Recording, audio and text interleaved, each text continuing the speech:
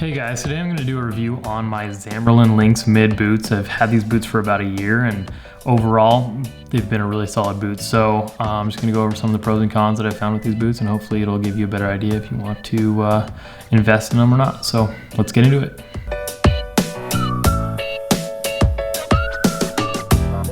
Before I go any further, some of you might have noticed that my boots are a little bit darker than what's advertised. It is the Lynx boot, it's just I have conditioned them quite a few times, so it definitely came closer to what the picture looks like. When I decided to do this review, I hadn't touched my boots in a while. I hadn't cleaned them for a few months, and here's a little bit of proof of that.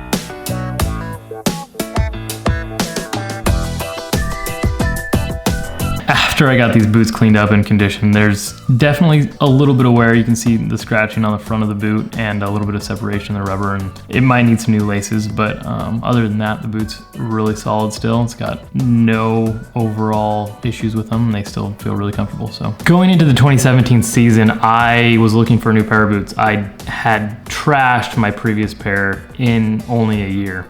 They were a pair of Danners. I don't remember what model. I picked them up from Cabela's. They just didn't hold up. And when I was looking for boots, I really wanted something that would last me more than a year because I don't want to have to fork out a couple $100 every single year to pick up a new pair of boots. So when I started doing research on different boot manufacturers that focused towards hunting, Zamberlan kind of stood out to me. Didn't really hear a whole lot about them on social media or just in advertisement in general, but after looking at their line, it interested me enough to order a pair. I ordered my boots in August, not long before the first hunt of the year, which was a fall bear hunt way up in the Alpine along the Cascade Crest here in Washington State. So it made me nervous, but they came and they were extremely stiff right out of the box.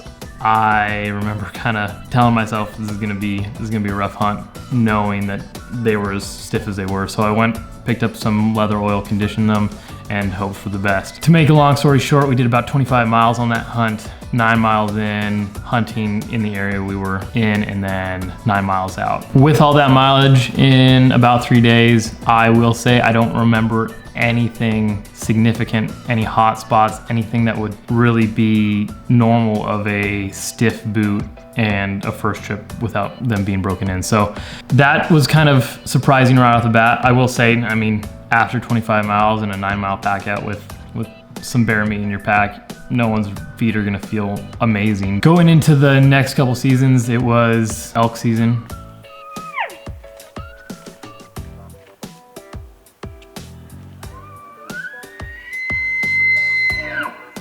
Where I was in for a total, I think, of 10 days in the backcountry. I think the last place I packed into was 8 miles in. And then following that, there was muzzleloader season, general deer season, where I did a really cold hunt, which I'll talk about a little bit later, and how these boots do in cold weather. But a lot of different experiences with it, and just overall kind of got a good idea of how these boots work, how they feel, just the different details about them. So let's talk about a couple of the features of the boot. It's got a Vibram sole.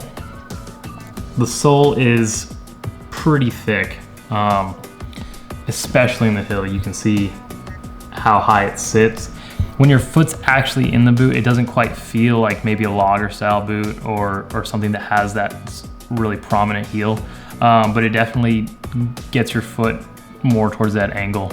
The stiffness of the heel really does a good job on steep hillsides, maybe side hilling or just cutting in as you're going downhill. It keeps your foot from angling certain weird ways, and those of you who've done it a lot know that your foot can really take a beating from doing long side hill or any sort of downhill on a steep grade. Definitely a plus for the boot. However, on the trail, it's not going to be as comfortable as something more low profile, in my opinion. They still do a good job.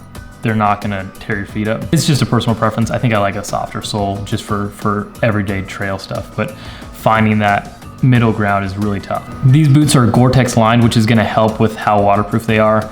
And from what I've noticed, they're really solid in that area. During elk season last year, when I packed back into an area, the weather that moved in was just kind of nasty, constant rain to heavier rains, and it soaked the grasses in the area that I was in. If you've ever hunted in wet grass, you know that's where your boots will you'll start to figure out if your boots are waterproof or not. So, and the three other guys I was with, their boots leaked. Mine didn't the whole entire time. And it also helps, I think, having a boot that's gonna be truly waterproof, because then you're not gonna be tempted to put your boots next to a fire and dry them out, and that's where you get separation of glue and other things that lead to your boot falling apart in the long run. According to Zamberlan, the main portion of the boot is made of nubuck leather with HydroBlock treatment.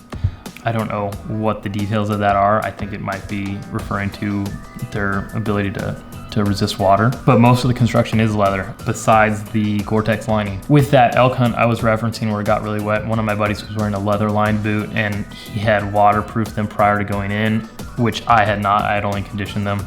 Nothing really specific waterproofing ever went on, but his boots leaked and mine didn't. So I don't know if that's kind of a general thing about waterproofing, if leather line just doesn't do as well, or if it just gets saturated, it's just gonna start leaking. But like I said, I never had any issues with it. The eyelets are a metal construction and they're super solid.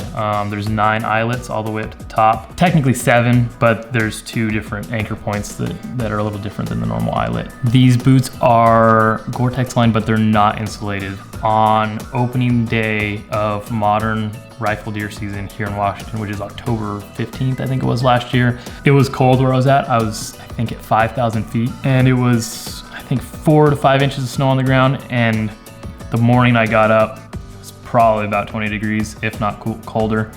It's cold.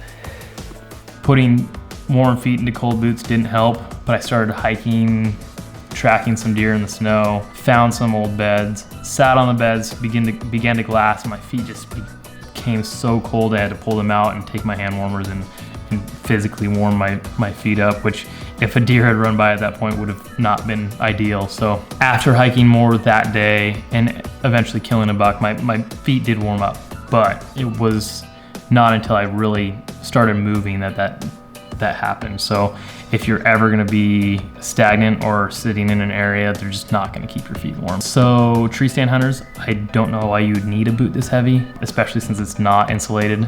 I don't do a whole lot of tree stand hunting, but I know if you're not moving, it's not gonna keep your foot warm. So these boots come in at 760 grams per boot. It's about 1.6 pounds, which is heavy. I think the weight of them really transfers over to how durable they are. But it is something you're sacrificing when getting these boots, is a lightweight boot. So the weight of these boots will definitely be noticeable if you're not used to a heavier boot, but as you become used to them, it doesn't become as noticeable. I think if you were to wear these boots hiking and then throw a lighter pair of boots on, you would probably notice, but if they're the only boots you're wearing, it's just gonna be how it is, and you're gonna get a more durable, more waterproof boot in the long run. So it's a give and take, but it's something that if you're really wanting comfortable feet, it's something you should think about. That wraps up this review of these boots. If you guys have any more questions, feel free to comment or message me on Instagram at Primitive Exposure. If you guys found this information useful, feel free to subscribe, and thanks for watching.